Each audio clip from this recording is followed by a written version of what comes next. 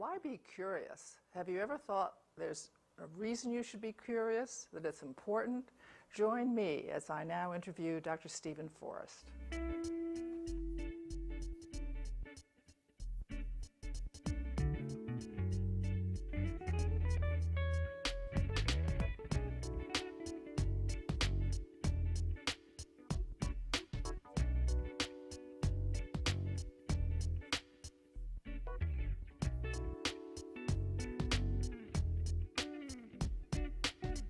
Hello, I'm Junia Doan. Welcome to Uncommon Sense. I'm so glad you're part of our Uncommon Sense family, and we have a very special program for you today. With me is Dr. Steven Forrest. He is currently a Vice President for Research at the University of Michigan.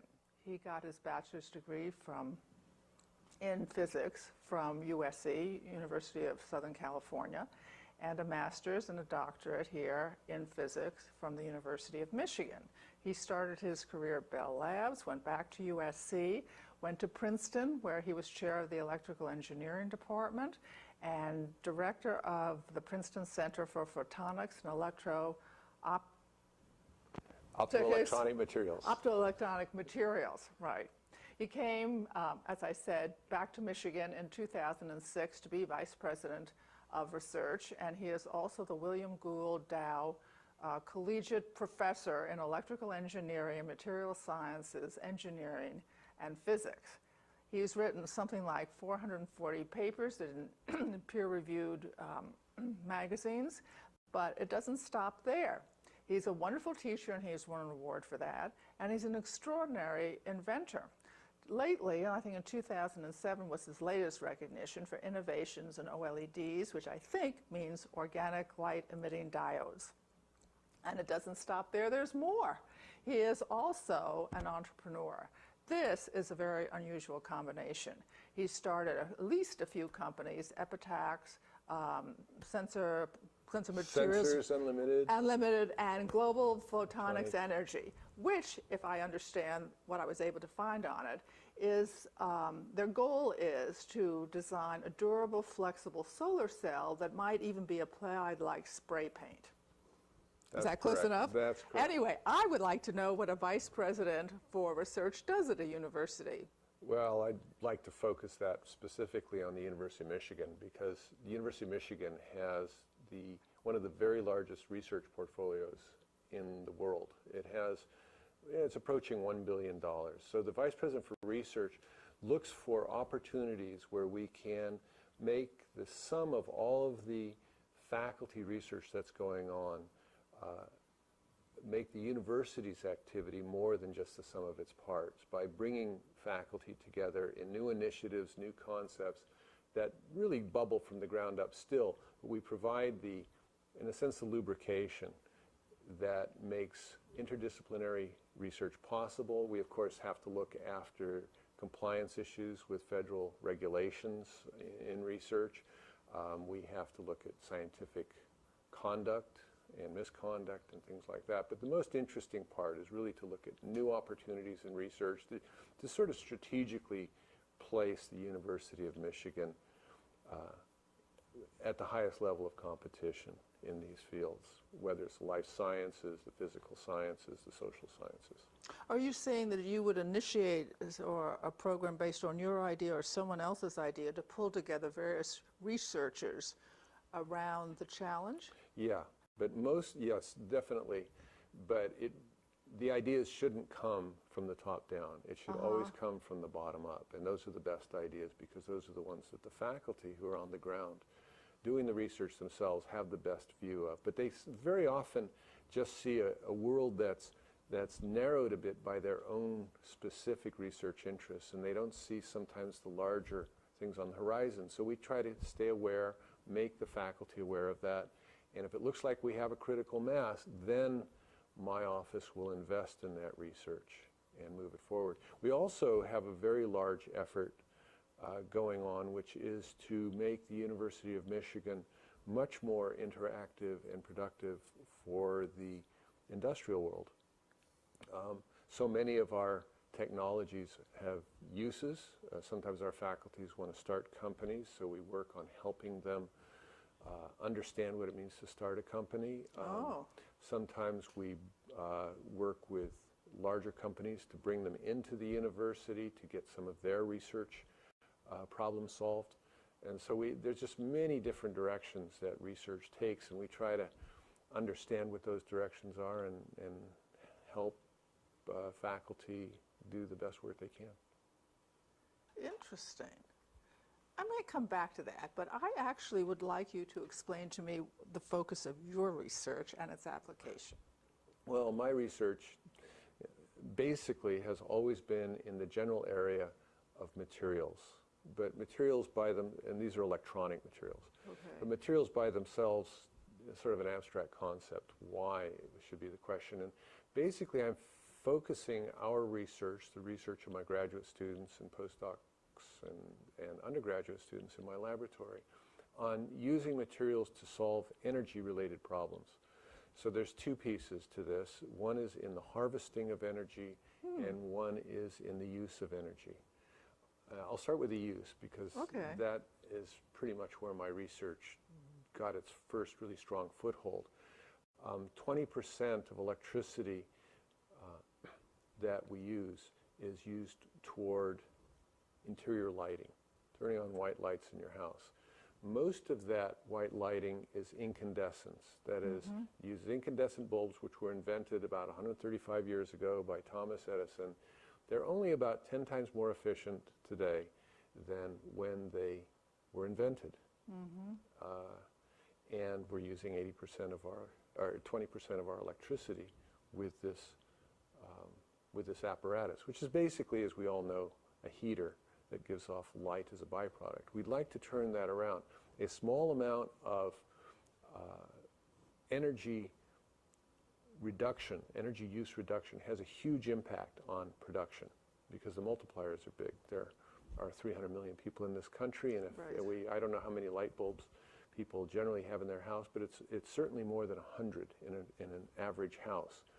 So if you think about the energy consumption with this very inefficient 19th century source, we can make big strides. We're working on using very inexpensive materials, basically organic materials. Organic materials, well, of course, humans are made out of organic materials, but the types of organic materials I'm interested in are ones that are used in dyes. For example, the coloring in my tie and coat. These actually are very good electronic materials very often as well. So we put them on a very thin film form, and we can, by putting electricity through them, make them light up white. And the efficiency of these devices we're making are probably on the order of 8 times more efficient than an incandescent bulb. So now if you think that we're using 20% of our electricity to light up buildings, and we increase the efficiency of every light bulb, the 100 or so that are in your house or more, by a factor of 8, you can immediately see the impact that has on the number of coal-burning plants we have to build, nuclear plants, etc. So that's on the use side. Well, just hang there a minute. But just as a generalist, all I know about are fluorescence and the replacement for fluorescence and the LEDs, which are like mega bright, right? And so where are you going with, I mean, is there something out there we could use now? Not now, because it's still too expensive.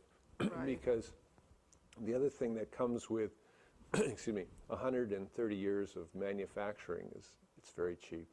You know, probably a light bulb is manufactured for 5 cents, and it gives you 100 watts. That's, you probably buy it, we probably buy it for 85 cents or something like that. Now, you do have fluorescence, and miniature fluorescents are actually about 4 times more efficient than incandescents. People still are not entirely pleased with miniature fluorescence. There's delay on turn on. It's a very good light source. They don't make me feel well. I think people disoriented or something. I can't quite say what it is, but this is not. It bothers my head some way. I've replaced all of the bulbs in my house with miniature fluorescence. They don't bother me. I'm very happy because I'm spending. But is some better than others? Yes, they're definitely. Which are the good ones? probably the most recently manufactured ones. So if you have older bulbs in your house, they're not nearly as good. There's a very distinct turn-on delay, and there's a warm-up period, which we don't suffer with incandescents. All that aside, there's mercury in them. So they actually, you need to recycle them, which means that they are a potential environmental hazard in the future. Because again, you're talking not about 7 bulbs, you're talking about everybody owning hundreds. Right. And you multiply that times 300 million, and you can see where we're going with that. So there's a desperate need for better lighting sources. So cost and distribution and recycle are issues. Those are all issues. Cost is our big issue because our efficiencies are very good. Yeah. We don't have the manufacturing experience that we have with incandescents. Our bulbs can be in any shape whatsoever. You can put them as panels on your wall. You can actually make windows out of them that are transparent during the day and will light up your room at night. And all of these things are you can put them on as thin film pieces of plastic rather than as something you screw in the wall. But you know, if you really like that incandescent bulb, you can take your plastic OLED bulb and blow it into the shape of a bulb and screw it into the socket. It isn't that, it's the spectrum of the light. I bought fluorescents, actually I lose in the basement, and they seem to bother me less than the original fluorescents. You can also buy them with different spectra. Yes, I think that kind of works for me. Yeah. So, going back, what makes people follow you as a leader? Back to the Vice President for Research. I think any leader at a university is probably a little bit like the Secretary General of the UN. You have to recognize that everybody is a sovereign state, and you have to allow them to feel that if they're doing something with you, it's really in their best interest, not in your interest. That's the only way you can manage at the university. A university is not like a company. You know, when the boss says this is what we're doing, everybody lines up and they say, yes, that's what we're doing. At a university, every faculty member regards himself as an expert in their special field, and if they're good, they are, and that they know what's in their best interest. But if they see that there's value added that you can bring, then they will gladly work with you. And so it's really a question of, it's not so much leadership as collaboration. And I think if you're willing to get up there and say things that make their life easier by saying them, that, for example, renewable energy is important and we should do something in this area, they already know that, but they like to hear the leaders at a university say that too, or any leaders. And so those are the things that make people at least pay attention. I like that. But now, when you work in your small companies, how would you motivate or work with those? Are they different? Oh, it's completely different, right? First of all, everybody who comes into a company signs on to the same bottom line. We want to make money, and we believe in what the company is doing to make money. We see a path. A good leader of a company constantly tells people and shows them by action that what they're doing is leading to a more healthy bottom line. And you need to also be able to encourage people through promotion of their career. It's sort of a constant in life. People don't see this company as the last company they'll ever work for. They see their life as a continuum. And so if they feel that they are bettering themselves while bettering the company, they're happy. If they feel they're just working for a company but their own career is getting stuck, they will leave, if they're good. And those are the people you want, are the people that you have to work to keep. So how would you retain those employees? Well, there's many ways. You can have them become a part of the company. That is, you can provide them with equity in the company. Right. You can make sure, for example, in the scientific field, because the companies that I work with are very high tech, that they have an ability to publish, to get themselves known out there. Of course, it makes them more desirable and prime for the picking. But if you give them those opportunities, it's more likely still that they'll stay. If you don't give them those opportunities, they'll find a place that does. What is the role of imagination in research or even leadership of a company? Well, that's actually quite a deep question. I've asked, I've been a professor for a long time, and I've asked, what would I consider to be a true sign of intelligence? Because there's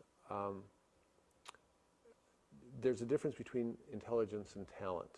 There's a difference between intelligence and knowledge. All of those things are somewhat different quantities in the sense that you can be extremely intelligent and have very little knowledge.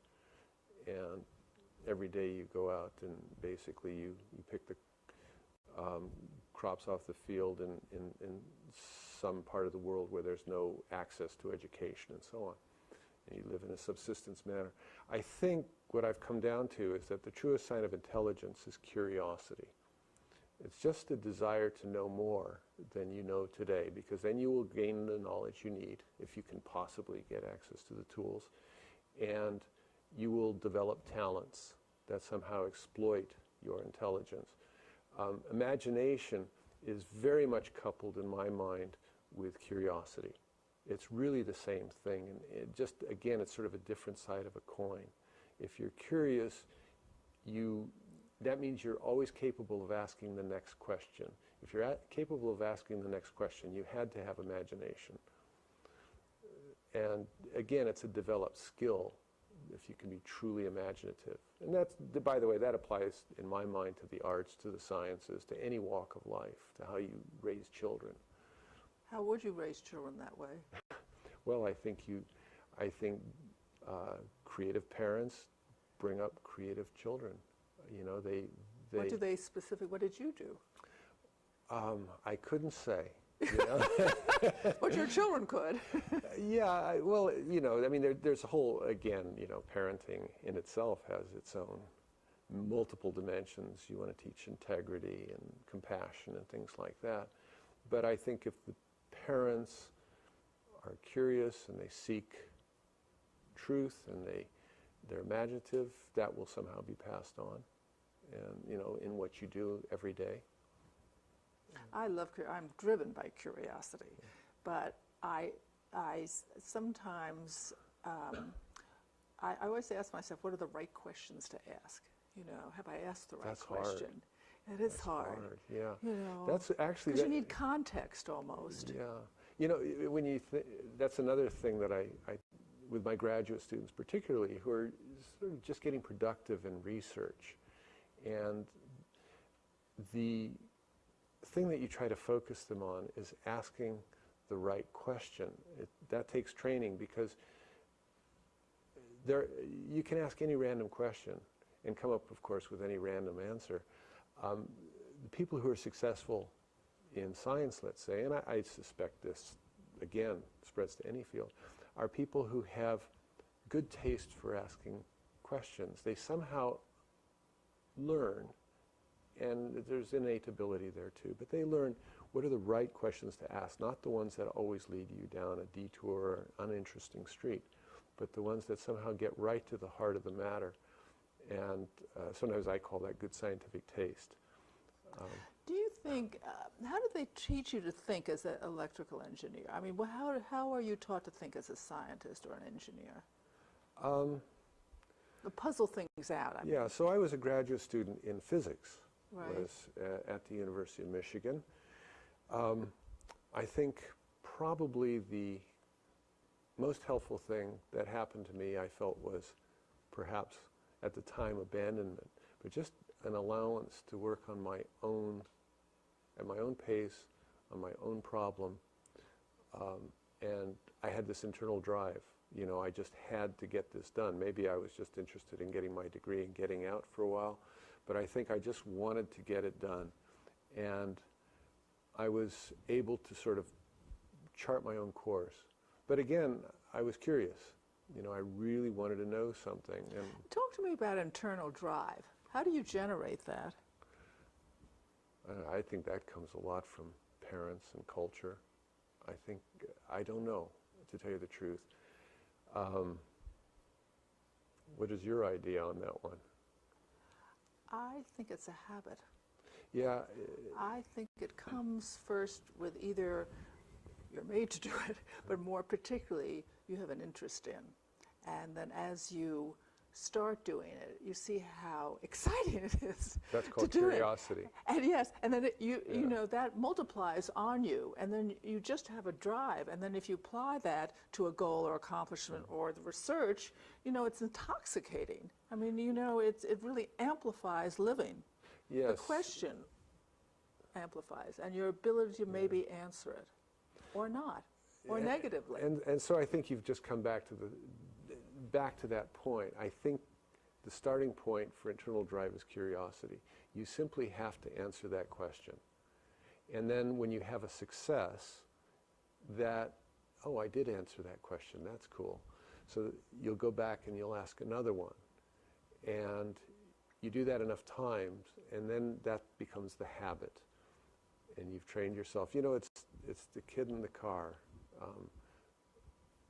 You know, what does that mean? What does that mean? What does that mean? Always asking that question, almost not even waiting for the answer. I started myself because originally I asked questions and I didn't like the answers. I didn't think they were big enough or good enough, just as a child. And so that's when I said, I just have to find another answer, or there has to be other answers, whether I know it or not. Anyway, so we've had such fun today, and we have learned so much. When you're in a leadership position, remember collaboration. Show the people what they can receive or obtain by being part of the bigger picture. Super important.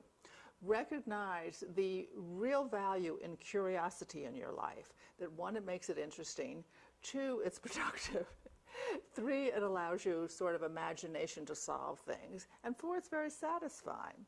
Know that when you, what do I want to say? Know which world you're operating in. So if you're in the business world, you might have to lead a little bit differently. You might have to allow publication, you might have to allow research, you might have to give them part of the company, recognition, develop the ability to rotate how you are with people. I think that's really a skill we all could use, but he does really well. And also, check yourself. We talked about the right questions, asking the right questions. Think if you've asked the right questions or if there's something else. Thank you. Thank you so much. Thank you for tuning in.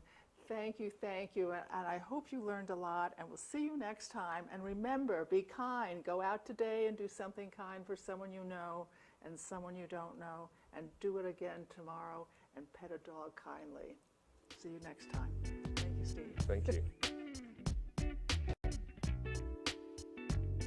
To contact Junia, send her an email at info@juniadome.com. For more information, program schedules, and news about future guests, go to www.juniadome.com.